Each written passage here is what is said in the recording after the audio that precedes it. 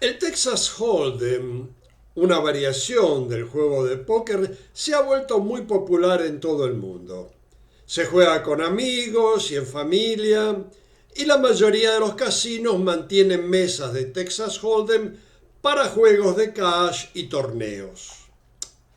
Los juegos de cash y los torneos son prácticamente idénticos. La diferencia es que en los torneos, para forzar la conclusión, las ciegas aumentan periódicamente, cada 15 o 20 minutos, mientras que en los juegos de cash, las ciegas permanecen constantes. La intención de este video es dar a aquellos que tienen poca o ninguna experiencia en este juego el conocimiento esencial para jugar sin cometer los errores comunes que cometen la mayoría de los principiantes. El video comienza explicando las reglas básicas del Texas Hold'em, cómo procede el juego y brindando información que va a ayudar al jugador a decidir cuándo debe ver o aceptar una apuesta, cuándo debe subir la apuesta y cuándo se debe ir al mazo.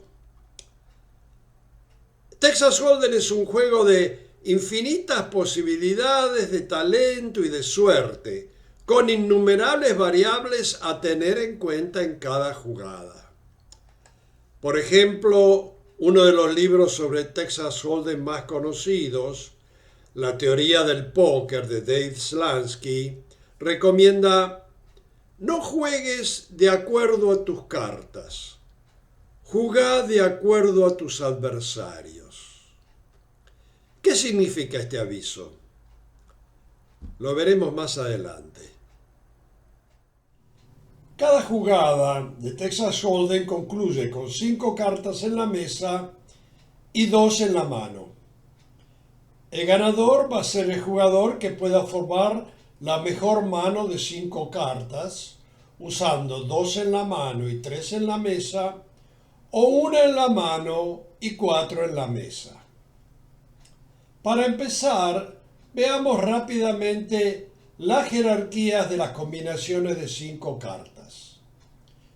Como estamos ahí viendo en la figura, comenzamos con la escalera real, la más alta, números consecutivos del 10 al as, del mismo palo, del mismo color, seguida por la escalera color, 5 números consecutivos del mismo palo, del mismo color, el póker, 4 números idénticos, el full house, 3 números idénticos, un triple y un par, el color, 5 números cualquiera, pero del mismo color, la escalera, 5 números consecutivos, los triples, 3 cartas idénticas, 3 cartas del mismo número, 2 pares, un par, y si no se forma ninguna jugada, la carta más alta de cada mano define el ganador. La duda más común es generalmente entre el color y la escalera. La mano de color es siempre mayor que la escalera. A lo largo del video veremos diferentes combinaciones y sus valores.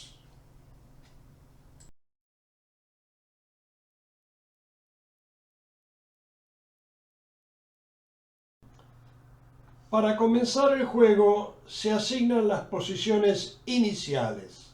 El dealer, la ciega chica a la izquierda del dealer y la ciega grande a la izquierda de la ciega chica.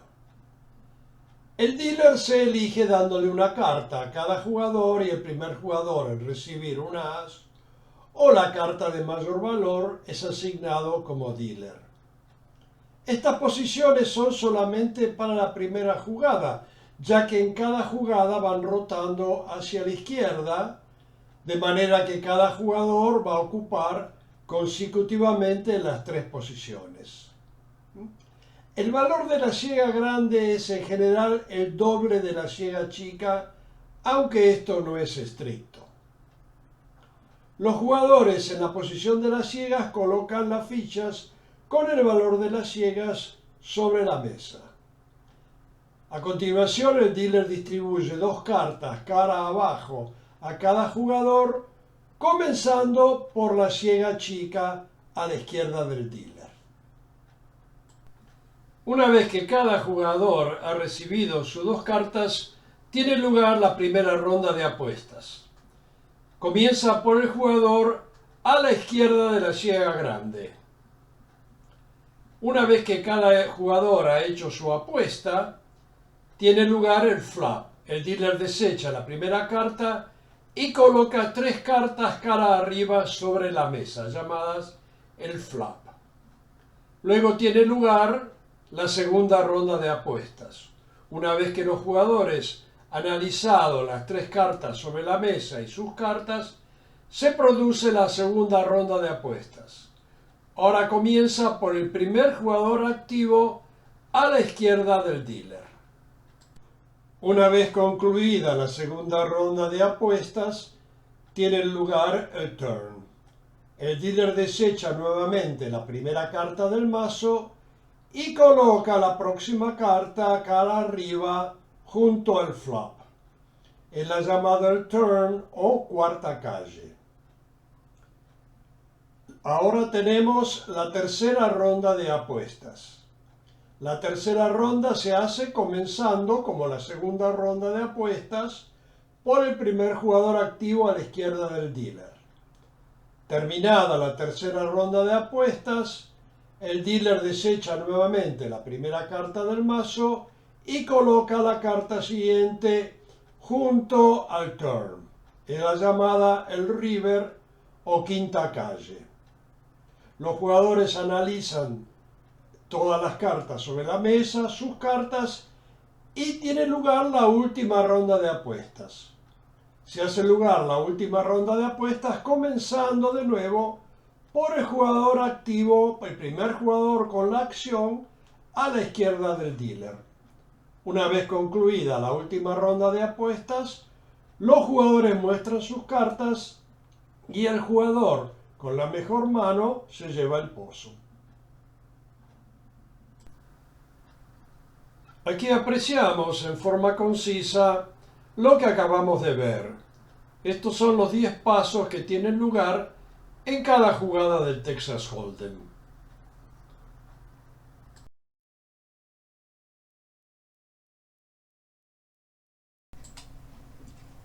Vamos a ver ahora esos momentos críticos en los que nos toca actuar. Debemos analizar la situación y decidir qué hacer. Comencemos con el momento antes del flop, cuando todavía no hay cartas sobre la mesa. Cuando nos llega el momento de actuar antes del flop, debemos analizar nuestras dos cartas y decidir si permanecemos en la jugada, apostando por lo menos el valor de la ciega grande, si debemos aumentar la apuesta o si debemos irnos al mazo. Veamos cómo hacer esto. En el Texas Hold'em hay 1326 posibles combinaciones de dos cartas. En esta imagen vemos las mejores combinaciones formadas por dos cartas. Estas manos que vemos en la pantalla son generalmente reconocidas pre-flop como las combinaciones mínimas para entrar en una jugada. Un detalle: los pares de la izquierda, los llamados pares premium, son de mayor valor comparado con los pares de la derecha. Por ejemplo, el par de 10 es considerado pre-flop superior o con mejores probabilidades que el par as-rey de la derecha. A simple vista no parece que fuera así, pero en la última parte del video lo vamos a explicar.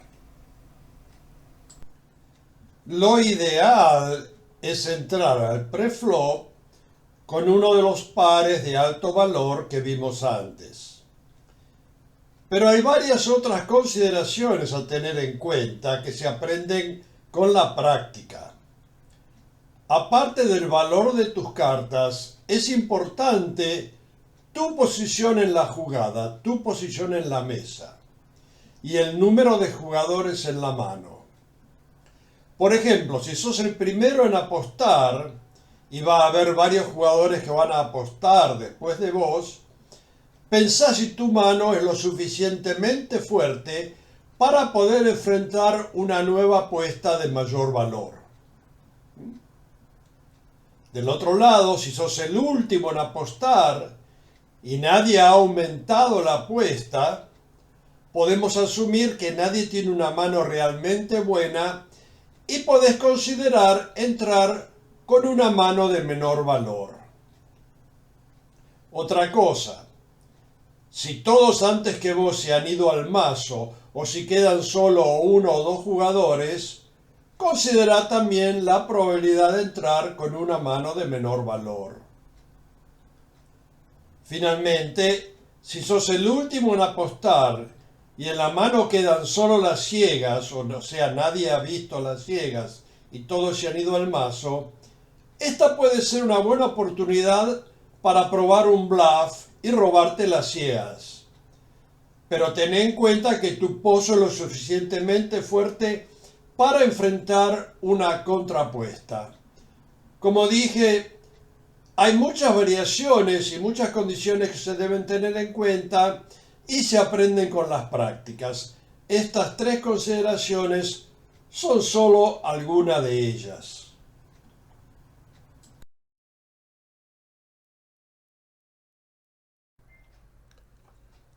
La primera parte de este video, como se habrán dado cuenta, es para aquellos que tenían poca o nada idea de cómo jugar al Texas Hold'em. La parte que sigue es para el siguiente momento clave del juego. Hemos entrado en el juego con un par de cartas buenas, uno de los pares listados anteriormente como valor mínimo para ver el flop. Ahora se han abierto las tres cartas del flop, pero la suerte no nos ha favorecido. Pero quedan todavía dos cartas más por abrir: el turn o cuarta calle y el river o quinta calle. La parte siguiente del video nos va a explicar qué debemos hacer en ese momento crítico. ¿Irnos al mazo y perder lo que apostamos antes del flop o arriesgarnos a continuar? En otras palabras, vamos a aprender a determinar si las posibilidades de tomar el riesgo de seguir están o no a nuestro favor. Vamos a ver una fórmula, pero es una fórmula muy sencilla, pero de vital importancia y que con un poco de práctica resulta completamente intuitiva y muy fácil de usar. Veamos un ejemplo sencillo. El jugador tiene un par de nueves, el flop ha salido 8, jack 10, de manera que no lo ha ayudado. Pero faltan todavía dos cartas más. Vamos a ver qué cartas necesita el jugador para mejorar su mano y cuáles son las probabilidades de que una de estas cartas salga en el turn o en el river. Estas cartas que pueden mejorar la mano del jugador se llaman en inglés cards out, cartas afuera. Yo las he llamado cartas pendientes. Veamos cómo calculamos eso.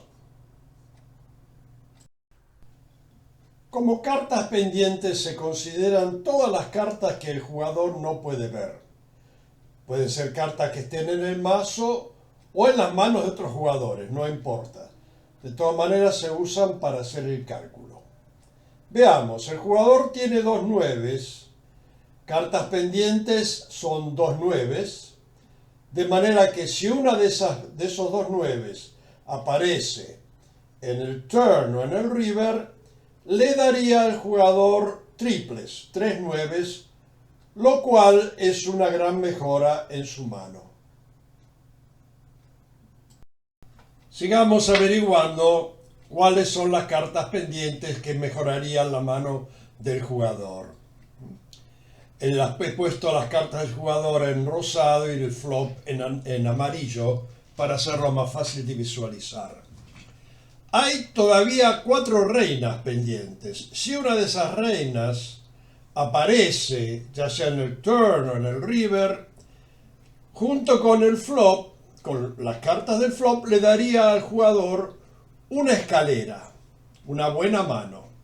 O sea, esas 4 reinas son también consideradas cartas pendientes. Hay todavía más cartas pendientes. Fíjense que si un 7 sale, podría también formar con las cartas del jugador y el flop una escalera. Una escalera menor que la anterior, pero todavía muy buena mano. En el mazo hay todavía 4 7, de manera que esas 4 cartas se suman a las cartas pendientes.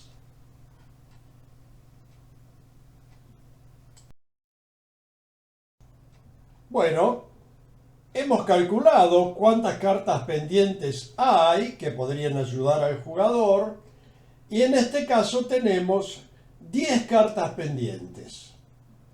Entonces, multiplicando 10 por 4 nos da un 40%. Este jugador tiene el 40% de probabilidades de sacar una carta pendiente en el turn o en el river. En otras palabras, después del flop, si el flop no nos ha ayudado, podemos calcular cuántas cartas pendientes quedan que nos ayudarían a mejorar nuestra mano. Multiplicando el número de cartas pendientes, esas cartas que mejorarían nuestra mano, por el factor 4, nos da las probabilidades de que una de esas cartas salga ya sea en el turn o en el river.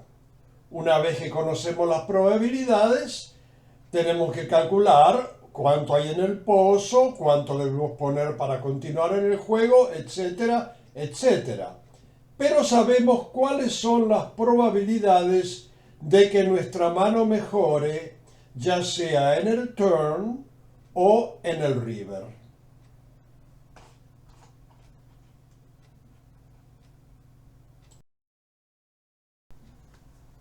Veamos otro ejemplo, y este es un caso típico. El jugador entró con 2 cartas del mismo palo, sin valor, pero 2 cartas del mismo palo. El 8 y el 4 de trébol. El flop salió el 6 de trébol, la reina de corazón y el as de trébol. ¿Cuántas cartas pendientes tiene este jugador?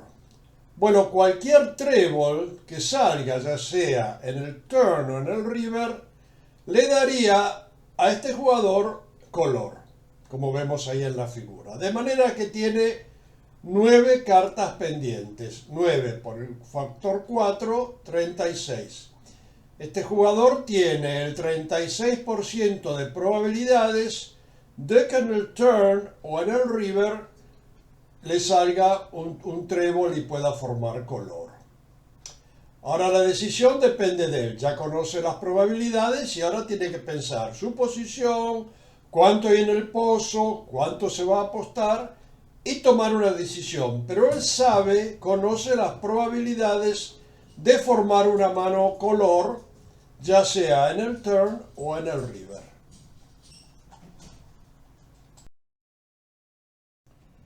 Resumiendo lo que acabamos de ver, entramos al flop y el flop no nos ayudó. Pero pensamos que podemos mejorar nuestra mano con las 2 cartas que vienen. Bueno, calculamos qué cartas nos ayudarían, cartas pendientes, multiplicamos por 4 y nos da la probabilidad de que salga alguna de esas cartas en el turn o en el river.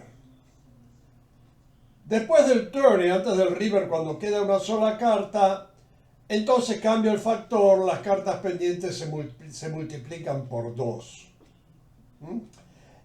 Esto no es una fórmula complicada y los jugadores con experiencia lo hacen, y ustedes mismos cuando empiecen a jugar con práctica lo van a hacer casi intuitivamente. Estoy en el flop, pero me gustan las cartas, el flop no me ayuda, me quedo, me voy. Bueno, depende del pozo, depende de cuánto han apostado, cuánto hay que poner como apuesta. Pero esto nos da una buena idea de cuáles son nuestras probabilidades de sacar una carta que nos ayude.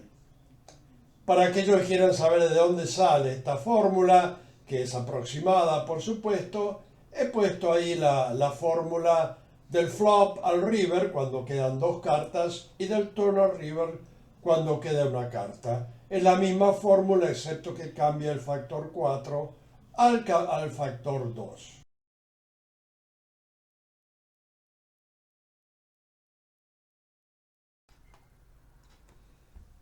He enfatizado el asunto de las cartas pendientes porque aunque no apliquen estrictamente la fórmula, la van a usar intuitivamente cuando deban decidir el valor de sus cartas después del flop. Con las 3 cartas del flop abiertas sobre la mesa, automáticamente van a pensar: ¿me quedo o me voy al mazo? ¿Qué posibilidades tengo? He aquí la fórmula. Pero la decisión de continuar en el juego o irse al mazo no solo va a ser decidida por el porcentaje de probabilidades de obtener una de esas cartas, una de las cartas pendientes. Va a depender también de 2 factores importantes: la posición en la mesa, la posición del jugador en la mesa, y el valor del pozo.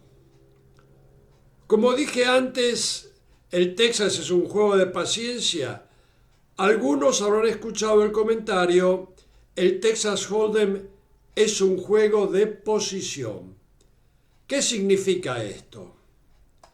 Quiere decir que la posición del jugador en la mesa, o mejor dicho, el turno del jugador para actuar, tiene importante influencia en decidir qué acción tomar. Obviamente, ser el último en actuar tiene una gran ventaja. Ser el primero es lo menos conveniente. En el caso de 10 jugadores, la ventaja disminuye progresivamente, desde la última posición a la primera. Veamos un ejemplo. Veamos un ejemplo sencillo. En esta mesa, el pozo tiene $60, las ciegas son de 5 y $10, o sea que la apuesta mínima va a ser de $10. El flop ha salido 6, 10, 8 y Luis tiene 6 y rey, de manera que el flop le ha dado a Luis un par de 6. Pero Luis, que está a la izquierda del dealer, va a ser el primero en apostar o el primero en la acción, y luego de él pueden apostar 5 jugadores más. De manera que cualquiera de esos jugadores que va a apostar después de Luis puede tener un par de 10, un par de 8 o un par aún mejor. De manera que lo que Luis debe hacer en esa posición es pasar.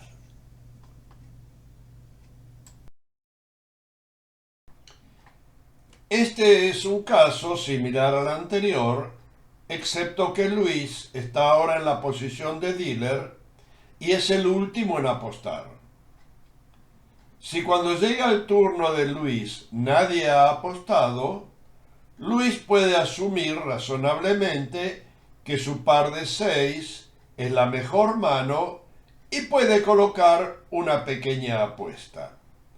Tiene que tener en cuenta que alguien puede haber estado ocultando buenas cartas para hacer una contraapuesta. En ese caso, Luis debe irse al mazo.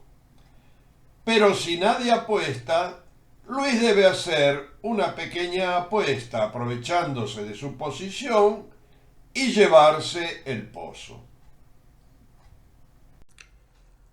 Otro factor que hemos mencionado antes es el valor del pozo. Después del flop, cuando es necesario ver una apuesta para seguir en el juego y las posibilidades de mejorar la mano son dudosas, ni buenas ni malas, debemos considerar el valor del pozo. ¿Qué significa esto? Mientras las probabilidades de mejorar la mano sean mayor que el valor de la apuesta en proporción al valor del pozo, la norma es correr el riesgo y ver la apuesta.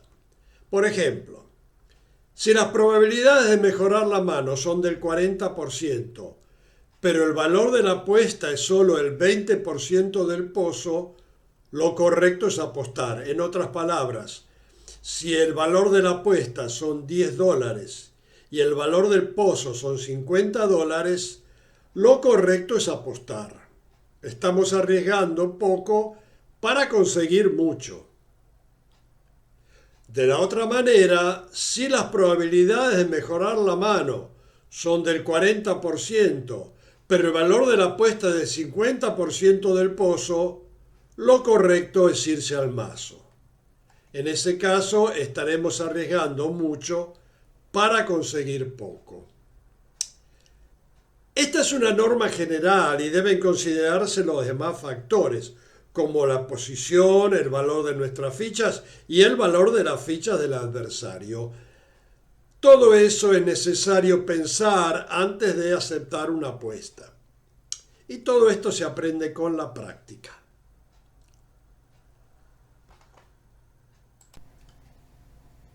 Veamos dos ejemplos prácticos. En el primer caso, el pozo es de $90. Un jugador ha hecho una apuesta de $30, que es el 30% del pozo, y nosotros hemos calculado, en base a nuestras cartas pendientes, que nuestra probabilidad de mejorar la mano en el turn o en el river es del 40%. 40% es mayor que el 30%, de manera que vemos la apuesta, apostamos. En el segundo caso, el pozo es igual, de $90, la apuesta es la misma, el $30, el 30% del pozo, pero la probabilidad de mejorar la mano en el turn o en el river la hemos calculado solamente al 20%. 20% es menos que el 30%, de manera que nos vamos al mazo.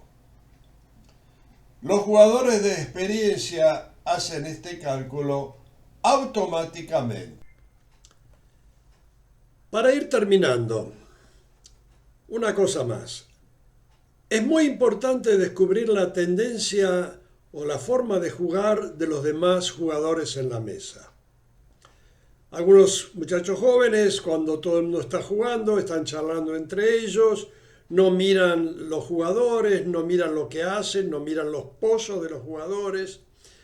Hay que poner atención a lo que hacen los demás jugadores, que son nuestros adversarios. Al final de ciertas jugadas, algunos jugadores deben mostrar su mano. En general, el ganador debe mostrar la mano, a menos que todos se vayan al mazo. Observando las cartas mostradas, luego de algunas horas de juegos, a veces aún en menos tiempo, podemos definir qué jugador es agresivo y ve o apuesta con manos de poco valor, o qué jugador es pasivo y tiende a irse al mazo frente a una fuerte apuesta. Y otras tendencias.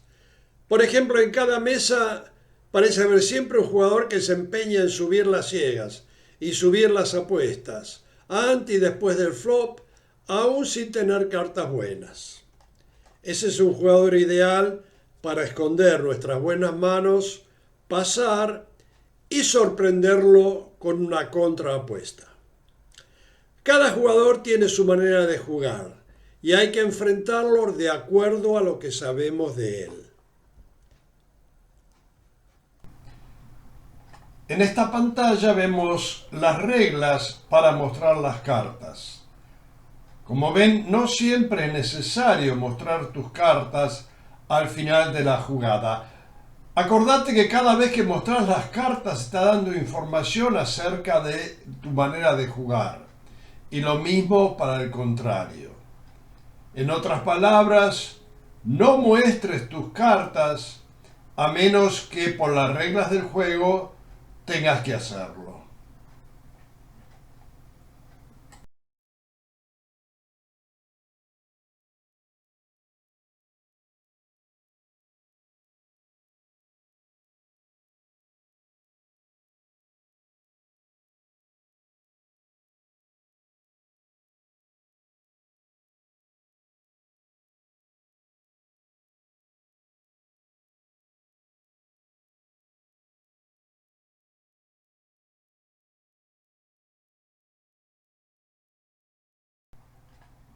Veamos ahora esta pantalla que tiene información sobre qué cartas podemos esperar que nos sirvan pre-flop, antes del flop. Dijimos que en Texas Hold'em hay 1326 posibles combinaciones de dos cartas. La posibilidad de que nos den dos cartas de valor 10 o más o mejor, lo que llamamos cartas Broadway, es del 14%, una vez cada 6 jugadas aproximadamente. O sea, no podemos esperar recibir dos cartas buenas continuamente.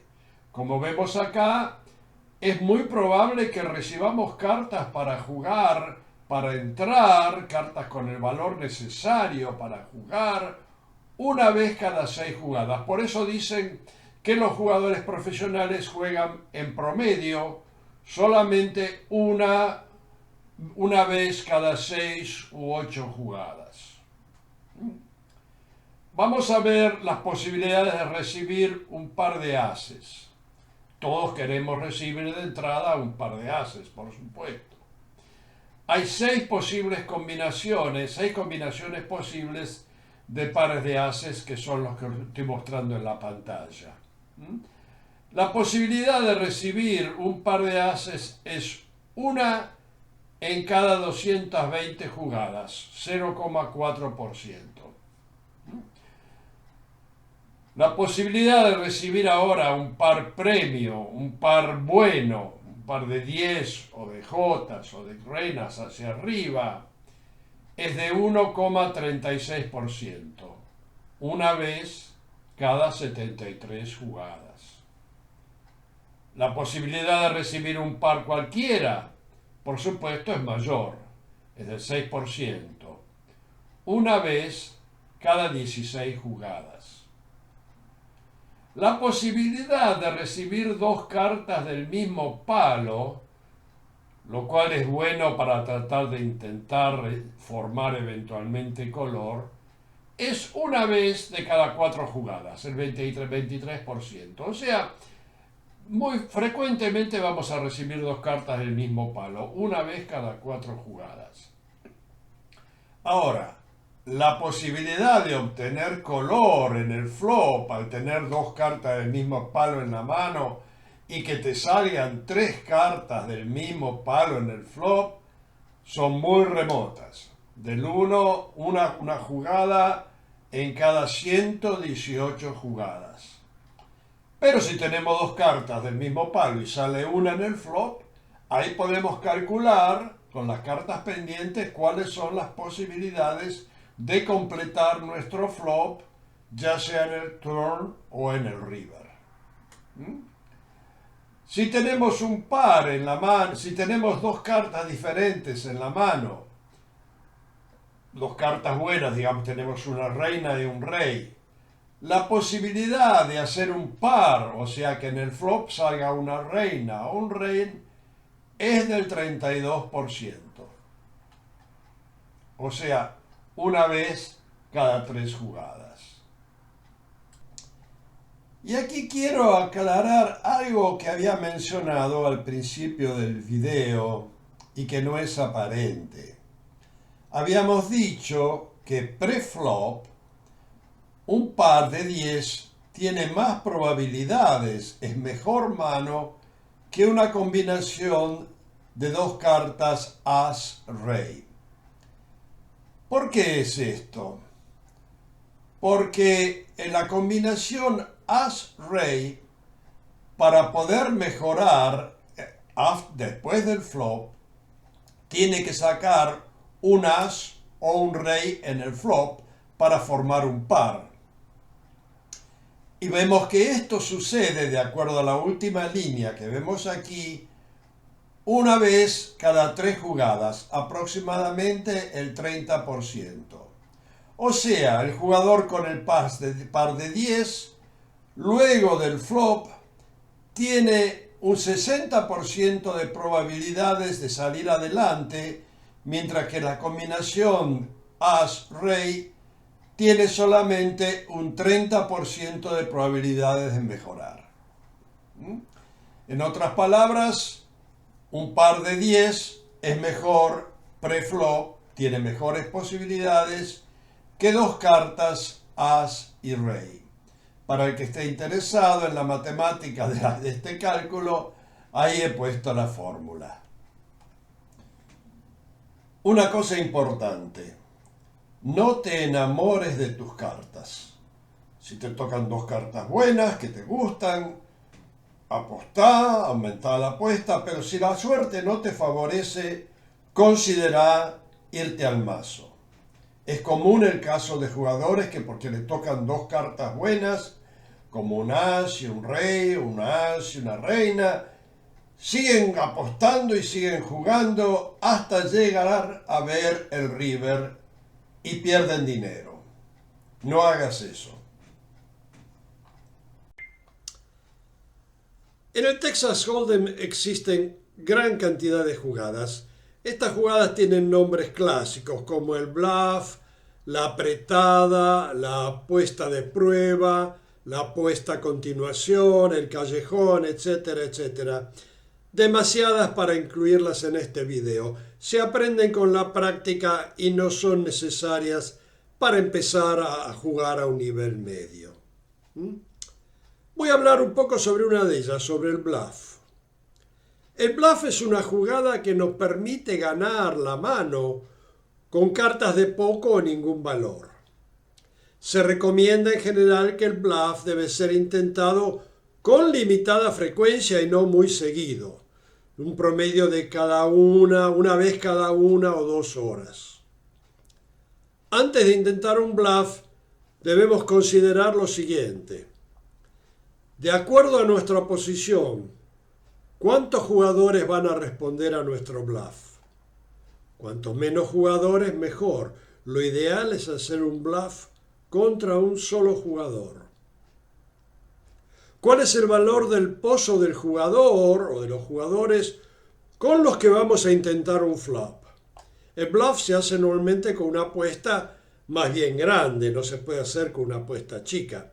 Digamos del valor de la mitad del pozo o aún más.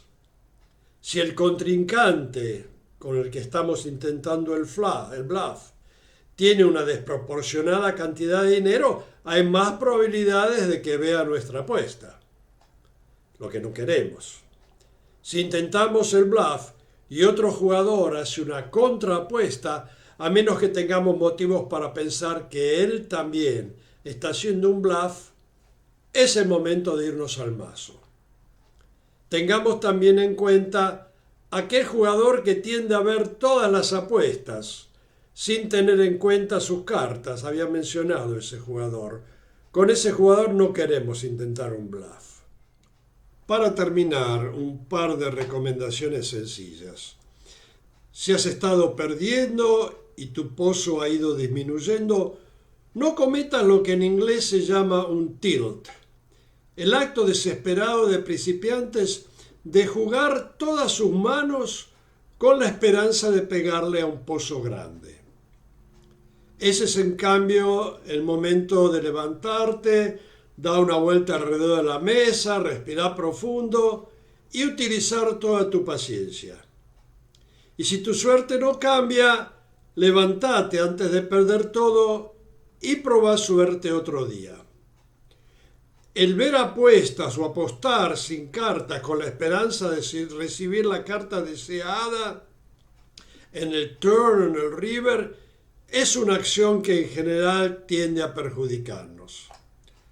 Los grandes jugadores de póker coinciden en que irse al mazo para evitar perder más dinero es una manera de ganar.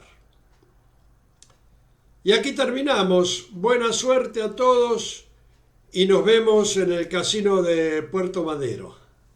Chao.